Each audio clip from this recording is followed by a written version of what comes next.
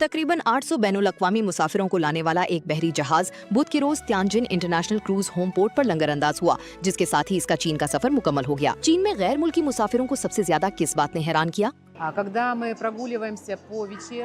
जब हम रात के वक्त त्यानजिन की सड़कों के किनारे चल रहे थे तो हमने खुद को बहुत महफूज महसूस किया। खिदमात की फराहमी बहुत अच्छी थी, हमें अपनी चीजें गुम होने की कोई फिक्र नहीं थी। सब कुछ निहायत इत्मीनान बख्श था।